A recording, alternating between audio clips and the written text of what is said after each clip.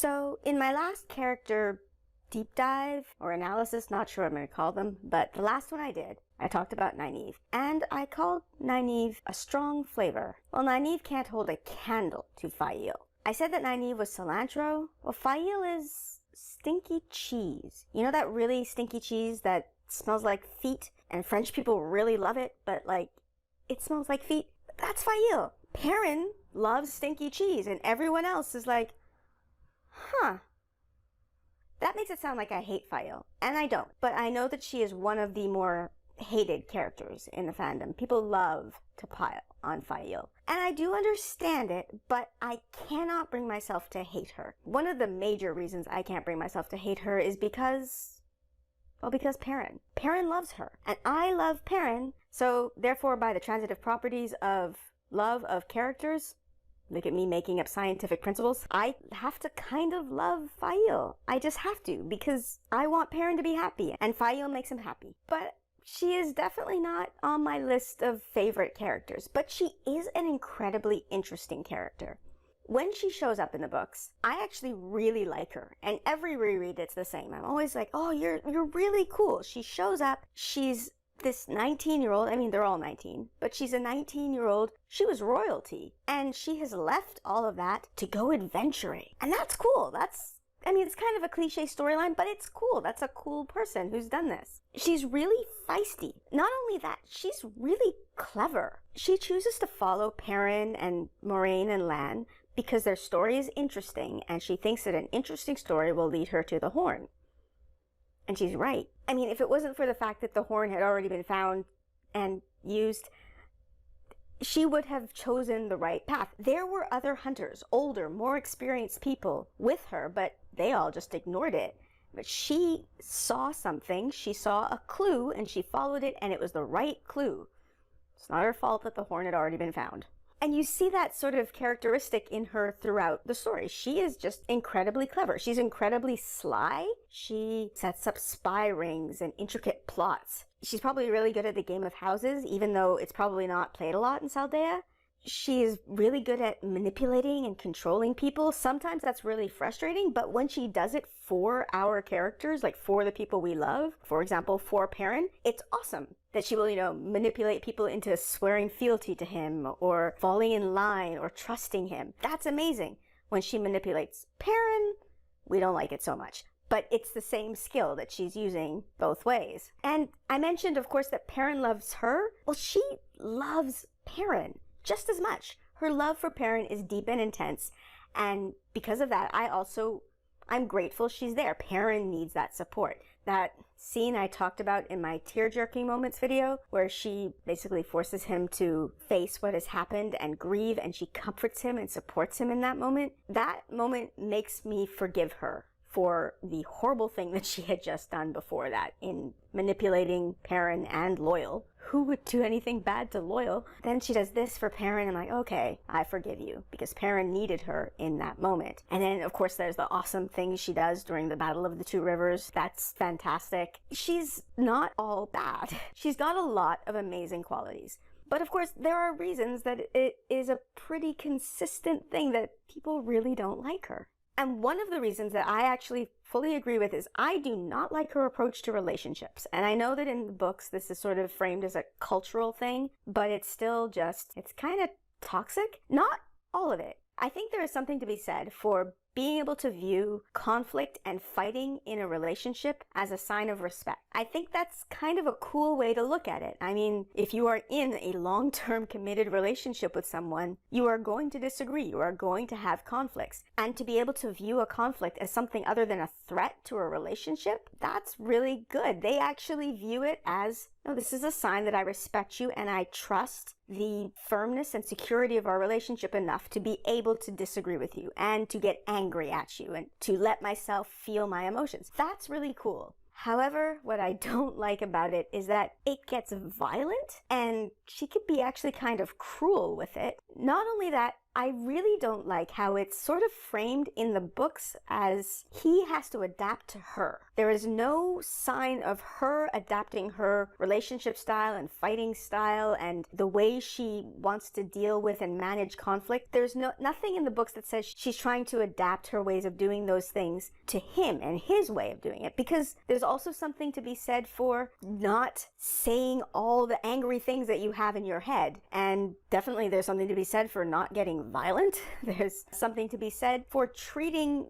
your partner with respect and for having perhaps a reasoned discussion instead of a screaming match whenever you're angry. There's something to be said for both sides. However, it seems that the way things are playing out right now, he is going to shift his style to her. It's not going to happen the other way around, and that seems not right. Now, we all know these books take place over, 2 years, so it's entirely possible that in the future they will come to a more reasoned compromise, but right now, I don't like the way it's going. But of course, the main reason that people have it out for Faile is her jealousy. She is just crazy jealous. She's a crazy jealous woman. However, I find this characterization of Faile a bit unfair. Not entirely. I do think she is more jealous than your average woman, but there are 3 reasons that I think putting that label on her so strongly is unfair. The first of these reasons is that she's being bullied. She's being bullied by an older woman with more experience, Berelain. Berelain has set her sights on Faile's partner and then on Faile's husband, and she's done it to spite Faile, to prove a point. It's petty. And unless you want to say that Berelain's stupid, Berelain knows that Perrin is not interested. He is not giving signals. Berelain's not an idiot. She's doing this to try and win some sort of weird petty victory. I have had somewhat long and involved discussions online with people about this who will say, no, it's not like a petty spite thing. She's doing it for political reasons. She's doing it to protect her kingdom and to, get ties to Rand. But I don't see that as true. For one, she actually says to Faile in her own words that I'm going to do this to you because you have decided that Perrin's yours. And I don't like that. I'm going to prove to you that I can take him. Secondly, it would have been much easier for her if she had gone after Mat. Mat would have gone for it. Mat would have jumped in the sack with her with no problems. But she rejected Mat. He passed her by and she just went, nah. If it was entirely a political thing, Mat would have been the better choice. And I do find it odd that all of this hate gets piled on Faile for feeling jealous, and very little of that lands on Berelain. The whole Berelain-Faile thing is actually a storyline that I kind of hope doesn't make it to the show, because I really don't think it adds anything. And I think it actually just undermines Faile and undermines Perrin. Like, it doesn't make either of them look good. The second reason that I think it's unfair is that so many of the times that people talk about Faile being jealous and, oh my gosh, Faile starts in with the jealousy again. She actually hasn't started in with anything. She's felt an emotion. Perrin shows up back in Tyr and he mentions another woman's name and Faile feels jealous. But she doesn't say anything. A woman passes by and Faile feels jealous, but she doesn't say, stop looking at that woman. She is feeling an emotion. And because of the way the story is written, we are in Perrin's head, and so we know with 100% certainty what she's feeling. However, all she's done is feel the emotion. So many of the times that she is feeling jealous, she doesn't do anything with it, because that's part of what being an adult is not acting on every feeling that you have. I mean, I work with kids, and my goodness, am I glad that people don't know what I'm feeling, because like the 76th time that a child asks you how to do something that you have explained 75 times, I can get really annoyed. I love children, but they can be infuriating, and I am really glad that people can't feel what I'm feeling. People would think I was psychotic, but because we are seeing things from Perrin's perspective, we feel like she's done something. But again, she hasn't done anything. She's felt something.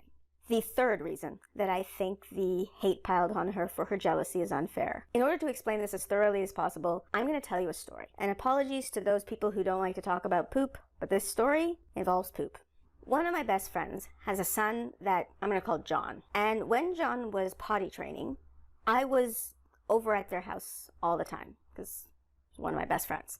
So I was just at their house a lot and was a part of the potty training discussion because John had no problem at all going pee in the toilet. In fact, he thought it was hilarious and fun. But for some reason, the idea of pooping in the toilet terrified him. Just absolutely terrified him. We could not get him to go. He would scream, and we felt like we were torturing him the entire time. It was awful. I was working at a preschool at the time, so I was asking for advice from parents and looking up things online and books and bringing them to the house. Nothing we were trying was working, and we basically settled on a strategy of just, we're gonna try and catch him in the act of pooping and get him to the toilet, and hopefully, nature will take its course and he will realize that the toilet isn't gonna kill him. But John caught on to this pretty quick, and he started hiding when he had to poop. And like, he would be somewhere and we wouldn't be able to find him and know, oh my goodness, he's pooping now. And we had to try and find him, and we'd always too late. And then one day, we're sitting at the table at dinner, and suddenly, out of a clear blue sky, John yells at the top of his lungs, "I'm not pooping!" Well, we knew he was pooping, and everybody jumped up. I don't even remember who got into the toilet, but someone did, and that was the first time that we managed to get him on the toilet in time. And I think maybe it was a couple of days after this that the whole problem was solved, and boom, done. The reason I just told this poop story is because that's what Perrin is doing to Faile constantly. He's constantly just yelling, "I'm not pooping," in her face. By which I mean, because he has this power that allows him to sense her emotions, he is reacting to her emotions as if she's done something, even if she hasn't done anything. So Berlin walks by, and Faile feels jealous, and then Perrin reacts and is like, "Why are you jealous?" when she didn't say anything. And when someone denies something that you haven't accused them of, it makes you suspicious. And this would just be crazy making, because Faile knows, at least I'm pretty sure, Faile knows that Perrin's not a cheater. Perrin's the most loyal guy in the world. And yet he is denying her reasons to be jealous to her when she has not accused him of anything. Even if he isn't verbally saying anything, he's acting hella shady. Even if he doesn't say to her, "Oh, I'm not looking at that woman," he will tense up. And again, that would make me suspicious. The part of her brain that knows that he is not a cheater and there's no reason for her to be jealous, he doesn't have a wandering eye, is competing with what is happening in front of her face. Is her husband is suddenly acting guilty and like he's being accused of something. And that would just make you insane. And I don't entirely blame Perrin for this. We see in the books that he is very aware that he can see better than other people. He's aware that he can hear better than other people. But it's never said, when we're in his perspective, that he understands that the fact that he is aware with 100% certainty what everyone around him is feeling is unique and strange. It's just become a new fact of his life. And so I don't know that he's aware that he has basically become a Beta Z. He's an empath. He has empathic powers. I don't know that he's aware that he has this incredible superpower, but if he were to explain this superpower to Faile, it would solve so many of their problems. Because, a beautiful woman walks by and she feels jealous, and he goes, "You're jealous, I can tell." And she goes, "It's just a random thought. Ignore it. It'll go." And he goes, "Okay, cool." It would solve, I'd say, 80% of their communication difficulties if she just knew that his weird, shady reactions are because of random passing emotions that she's feeling. But she has no idea because he hasn't told her. And that's frustrating. So, yeah.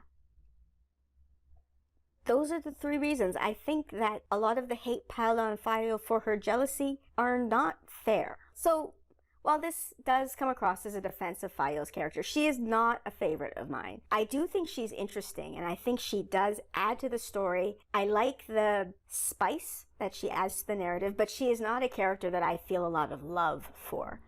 I don't feel the same hate for her that a lot of people do, and, well, the reasons outlined in this video are why.